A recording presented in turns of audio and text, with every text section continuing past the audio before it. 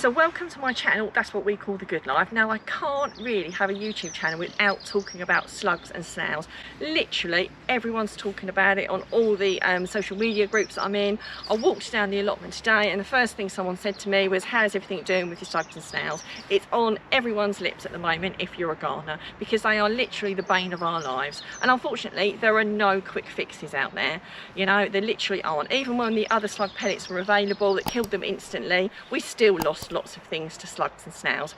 So I'm going to be giving you a few options of things that you can be doing, but in particular I'm going to be talking about 5 key things that I do that help me stop my plants from being attacked by slugs and snails. Now that's not to say that I never lose anything, because I jolly well do, but it means that I don't lose everything, and it really isn't quite that bad once you get a few things in order like I have.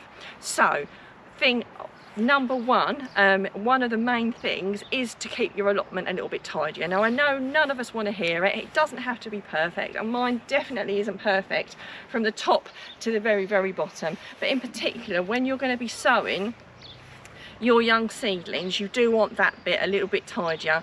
I keep my paths trimmed a lot more, because that's where all the slugs and snails are going to be hiding, in areas like that.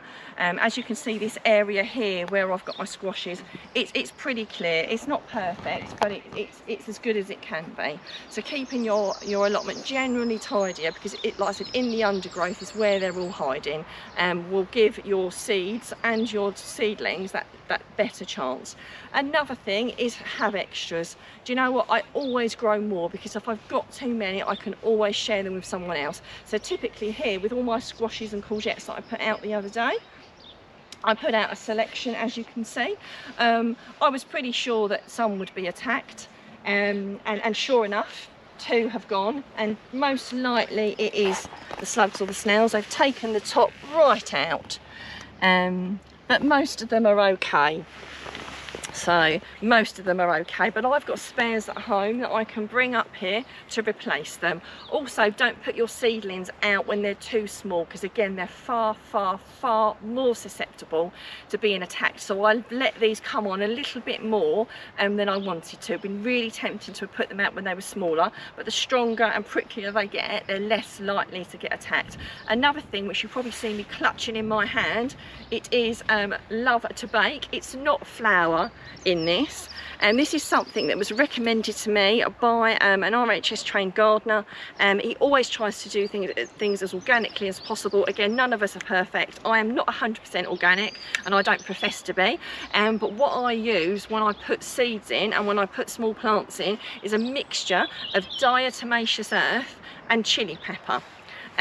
Both those things help deter not only slugs and snails, but also a whole host of things, because we always assume it's the slugs and snails that have had our plants. They always get the blame for everything, that and the birds, but not always. It can be other things, and the diatomaceous earth keeps a lot of things at bay, as does the chili pepper, and it's a really natural way of doing it, and it's quite an economical way of doing it as well, I might add, because I've bought a box of diatomaceous earth which I've used for a whole host of different jobs. I've used it for my chickens because it keeps away a lot of the bugs that chickens can get, quite a few years ago, and we've never bought a second box yet. And I bought a massive bag of chili pepper on Amazon ages and ages ago.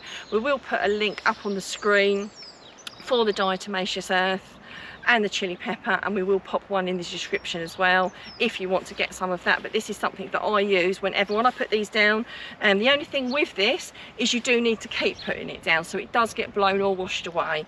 And I don't put big heaps of it down as well. Again, I see a lot of people buying lots of different preparations of things, and the problem with using great big heaps of it, one, I don't necessarily think it helps anymore, and 2, it ends up costing you a fortune. So I literally just shake it in and around, you know, so I'm not doing great big mounds. So when I popped these out down the other day, I literally did this, you know, and I do pop a little bit on the leaves as well, you know, because it keeps all sorts of things, you know, rabbits, you know, whatever kind of mammals you've got running around. I also did the same when I put my seeds in over here. The only thing I've lost so far is my lettuce. Everything else has germinated. It looks absolutely amazing, but unfortunately, again, I've lost something. Something's going to take the hit, isn't it? But this does a really good job, so this is one of the things I use all the time. Something else I've got, if we just move over, is a pond. So I have a small pond at the allotment here, and I also have one in my home garden. It's not a big, glamorous, expensive pond. This one is just a plastic barrel cut in half, popped into the ground, and then an old table just put over it with a hole in the side, just so that no one accidentally walks into it, because up the allotment it's easy to get carried away and accidentally walk into it. The one at home is not covered because it's tucked away a lot more. You know, a pond is really, really helpful because it encourages lots and lots of beneficial insects and frogs and toads and that sort of thing. You know, and you're trying to encourage things into your garden, you know, hedgehogs, that sort of thing, so that there's lots of you know, it's a good environment for them, and they'll actually do some of the work for you, getting rid of some of the pests that you don't want to, you know, you don't have to then deal with yourself. Also creating a nice habitat for the birds as well. So we've got the pond, you know, we've got a nice lot of trees up there which encourages a lot of the birds, you know, like we've got the song thrushes, we've got robins up there, you know, we've got lots of different birds. And again, all the different birds, they eat the slugs, the snails, you know, they do an awful lot of the work for you, you know. So getting something like a pond in and just genuinely having a nice area, you know, although you're trying to keep the areas tidy that you're planting in, it's nice to have slightly more overgrown areas that are good habitats for the beneficial animals and the beneficial insects. So before I show you the final thing that we do, I'm going to talk a little bit about other options that you can do. Nematodes, I have used nematodes in the past. They are a very good option, but they're not cheap. Because we're thinking of moving soon, I haven't put any nematodes down recently because they are a real investment, but they are really, really effective. Something else that some other people do is they crush eggshells and things like that and put them in and around the plants and coffee grounds. I'm not entirely sure how effective they are. I think it's more effective if you use shells from the beach and crush those down, because you want sharp things that are going to deter them. It's not going to stop everything, but if there's lots of sharp objects, it's going to put them off. But it's obviously still got to be safe for you to go on your allotment. So seashells, and if you break them up and crush them up, they're a lot sharper. And also dried brambles as well. They're quite prickly, and some people put those in and around their plants. And of course, there's beer traps. Again, I have used beer traps in the past. If I'm honest, it upsets me a little bit to put beer in the ground, even though I don't drink beer. My husband loves his beer, the cameraman. And you can do yeast traps and all those sort of traps, and again, those things do work as well, but they're not something that I do currently use or use regularly.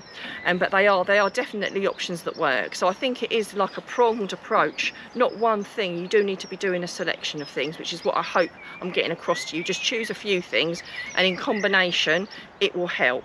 Now, my last thing that I do, which I'm going to show you, to start off with, you do need to be picking the slugs and snails up. So again, it's general housekeeping of collecting them up. I know it seems like a really mundane, icky job. It was really handy when my son was small, because obviously when you ask a 3-year-old or a 5-year-old to go and collect bugs and things, they're quite willing to do it. So when Sid was young, it was really jolly handy. He used to just go around and collect up all the slugs and snails, and then it was up to him to dispose of them whatever way he chose. Again, dispose of them whatever way you choose. But now I haven't got my son, he's now 15. Well, I have still got him, but he's not up here quite so much with me, helping me pick up the bugs, you know, the slugs and the snails. So when I'm generally seeing slugs and snails, I don't just leave them to ravage my allotment. I do pick them up and I do remove them. You know, I know it sounds like the most boring, ridiculous job in the world, and it's up to you what you do with the slugs after you pick them up, but it is really important to collect them. And I will show you one way you can collect them. So one way is to come out, particularly in the evening or on a wet day. The slugs and snails will be out, so it's really easy to see them all slithering around, and you can pick them up.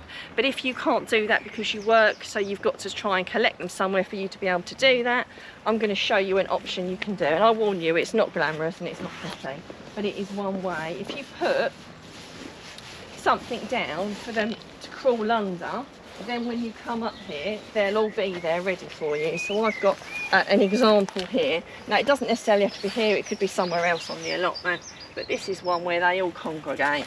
And what you would do, you've got loads of slugs and snails there, because it's the perfect habitat for them. You can then collect them up and then do whatever you want to do with them, but basically remove them from your allotment in some way, shape, form or another.